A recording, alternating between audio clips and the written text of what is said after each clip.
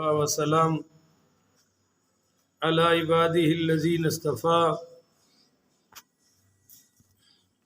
اما بعد فاعوذ باللہ من الشیطان الرجیم بسم اللہ الرحمن الرحیم۔ محترم سامعین،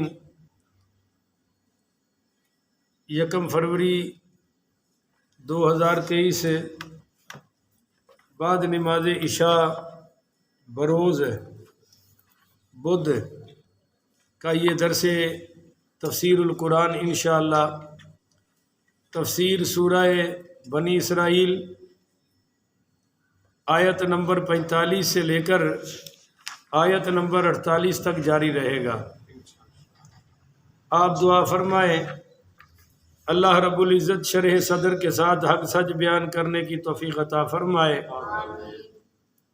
اور حق سچ پر عمل کی بھی توفیق عطا فرمائے۔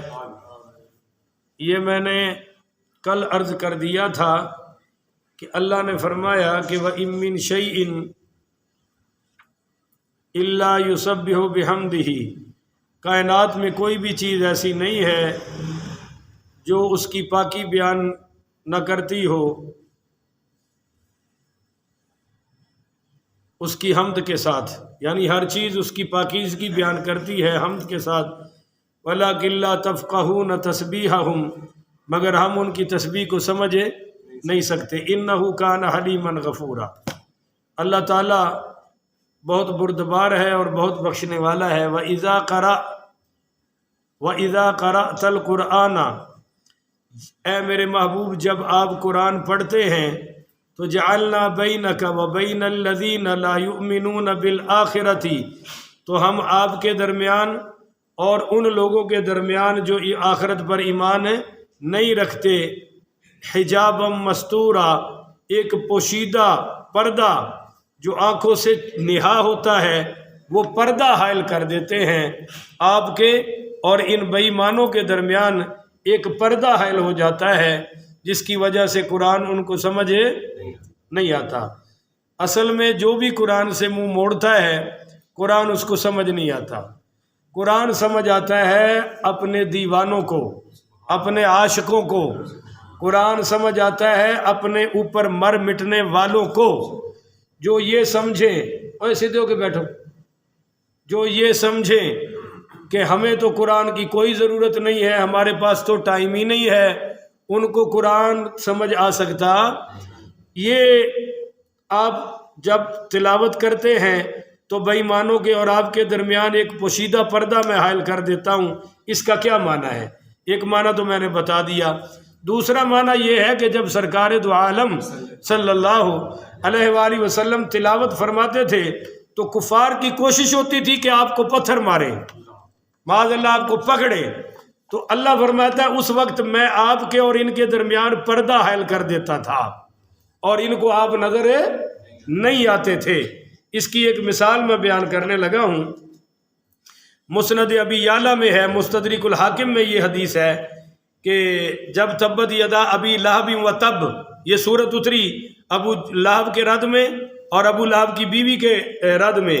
ابو لہب کی بیوی کا نام تھا اوراء، ام جمیل، بڑی خوبصورت خاتون تھی اور بڑی منہ پھٹ تھی اور بڑی کپتی عورت تھی۔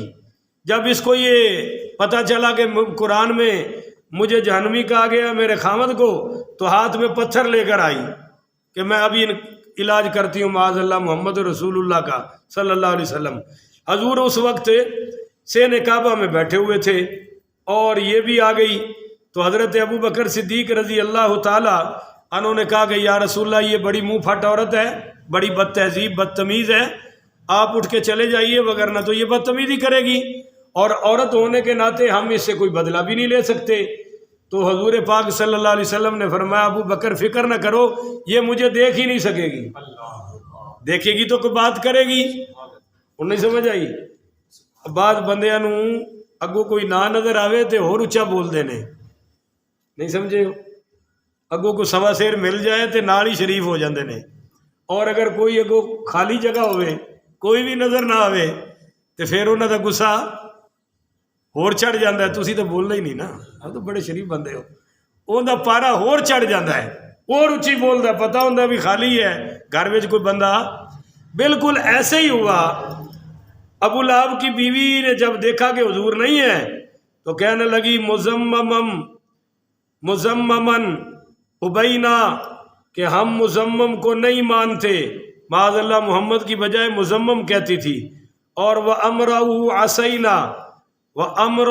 عصینا اور ہم اس کی اطاعت نہیں کرتے.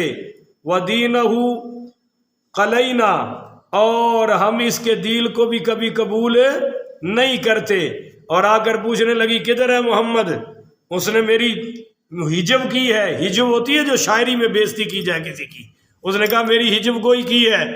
تو حضرت ابوبکر صدیق نے فرمایا بھی ہمارے نبی تو شعر پڑھتے ہی نہیں.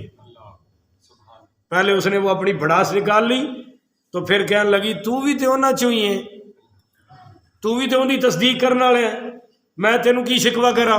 بہرحال وہ اڑبڑ کرتی چلی گئی اور حضور وہی تشریف فرما تھے.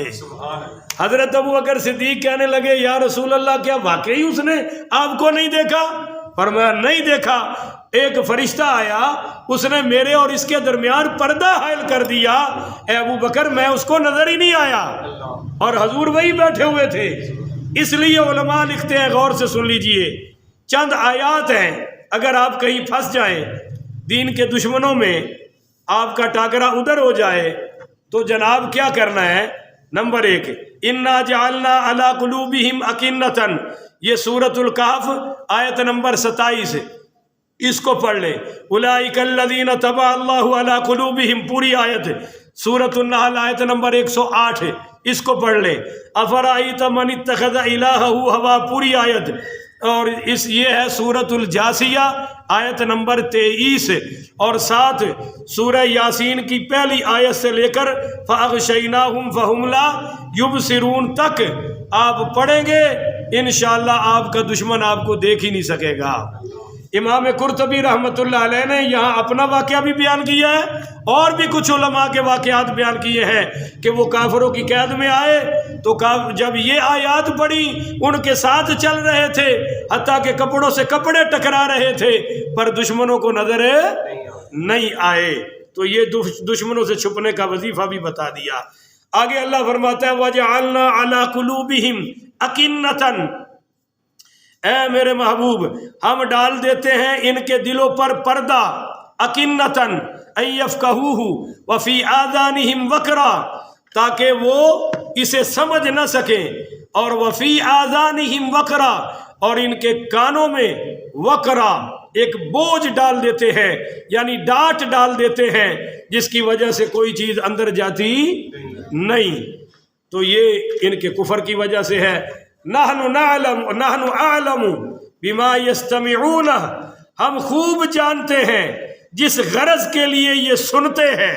یعنی بعض کافر سنتے بھی تھے پر سنن وچ نیت بھی ٹھیک ہونی چاہیے تھے, ارادہ بھی نہیں تو کافر بھی قرآن سنتے ہیں. یہ قرآن کہہ رہا ہے نحن اعلم بما یستمعون, ہم جانتے ہیں جس غرض سے یہ سنتے ہیں. بھی کان لگا کر اذ یستمعون الیکا, یہ جب کان لگا کر آپ کی طرف بڑے خور سے سن رہے ہوتے ہیں نا, ہم جانتے ہیں.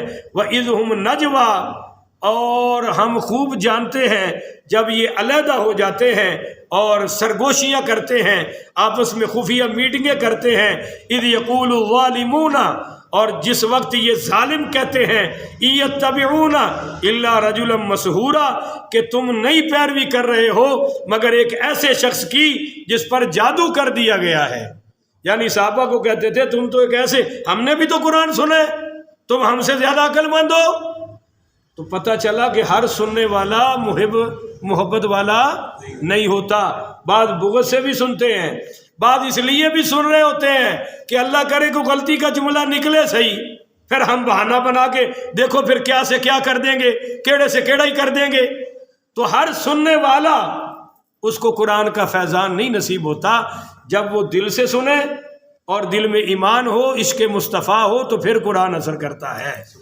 اور یاد رکھیے کہ قرآن بھی اس وقت آتا ہے جب قرآن والوں کی قدر کی جاتی ہے. اس لیے فرمایا, ہاں صحابہ کو کہتے تھے اس شخص کی پیروی کرتے ہو جو ایک جادو زدہ ہے. اب جادو کا اثر تو علماء کا اختلاف ہے کہ ہوا کہ نہیں ہوا, بہرحال ہو سکتا ہے، بعض روایات میں ہے، بخاری میں ہے، ہو گیا، پر جادو کا اثر ہو جانا اور اتر جانا تو کوئی بڑی بات نہیں۔ پر وہ تو کہتے تھے معاذ اللہ یہ تو ہے ہی پاگل، یہ تو ہے ہی مجنوں، یہ تو ہے ہی دیوانہ، یہ تو ہے ہی کاہن۔ تو انظر، اللہ نے فرمایا دیکھ میرے محبوب ان بدبختوں کی طرف، کیف ضربوا لک الامثال، یہ کیسی کیسی مثالیں بیان کرتے ہیں آپ کے لیے، فضلوا، پس اس گستاخی کے سبب یہ گمراہ ہے، فلا یستطیعون سبیلا، اب یہ سیدھے راستے پر کبھی بھی چل سکتے، یہ تو گمراہ ہے۔ تو اصل تو قرآن تھا، اصل تو اللہ تھا، پر اللہ نے یہ شرط رکھ دی کہ میرے نبی کے در پر آؤ گے تو قرآن ملے گا، میرے محبوب کو مانو گے تو میں خدا ملوں گا، اگر ان کے نہیں تو پھر میرے بھی نہیں۔ اس لیے اللہ نے فرمایا جب آپ کے لیے ایسی گھٹیا مثالیں بیان کرتے ہیں تو ان کو ایمان نصیب نہیں۔ اس لیے ہم کہتے ہیں کہ جب حضور کے لیے مثال بیان کرنی ہو تو وہ اعلیٰ ہونی چاہیے۔ بولو بھائی، گھٹیا مثال ہے، کدے چودھری نال مثال دیتی، کدے نمبردار نال دیتی۔ میں اہل حدیث تھا اس وقت، ایک اہل حدیث مولوی صاحب خطاب کر رہے تھے، اس نے کہا جی سب تو بڑے چودھری نبی کریم صلی اللہ علیہ وسلم نے۔ میں کہا تو تے گستاخی کیتی ہے، چودھری کی کیا حیثیت اور کیا اوقات ہے، دو دو ٹکے سیر بکتے ہیں، میرے نبی کو چودھری مت کہو، میرے نبی کریم تو نبی اعظم ہے، آپ تو امام الانبیاء ہیں۔ چنانچہ اب ہم پیر پکڑتے ہیں، وہ کہتے ہیں ساڈا پیر محمد ہے، ساڈا پیر جگہ دا پیر ہے، تو ہم کہتے ہیں کہ یار یہ پیر چھوٹا جملہ ہے، یہ بڑی ہستی کے لیے تم کہہ رہے ہو، جیسے کو کہے وزیر اعظم اللہ معاذ اللہ استغفر اللہ، تو ایسے جملے ان ہستیوں کے لیے جائز ہیں؟ آپ ان کو امام الانبیاء کہیں نا، خطیب الانبیاء کہیں نا، رسول اللہ کہیں نا، مقتدا کہیں نا، پیشوا کہیں نا۔ یہ کیا ہوا کہ آپ کہیں استاد جی او موٹر مکینک نو، وہ آ کے ساڈا استاد جی تے محمد رسول اللہ ہے، تو چھوٹے لفظ بڑی ہستیوں کے لیے بولنے جائز ہے۔ اسی طرح حضور کو کہلا کالی کملی والا، یہ بھی بے ادبی ہے، یہ بھی گستاخی ہے، ایسا بھی کہنا جائز ہے نہیں ہے۔ اللہ تعالیٰ سے دعا ہے اللہ سرکار کے لیے اعلیٰ سے اعلیٰ مثالیں ہمیں بیان کرنے کی توفیق عطا فرمائے۔ آخر ودعوانا ان الحمدللہ رب العالمین۔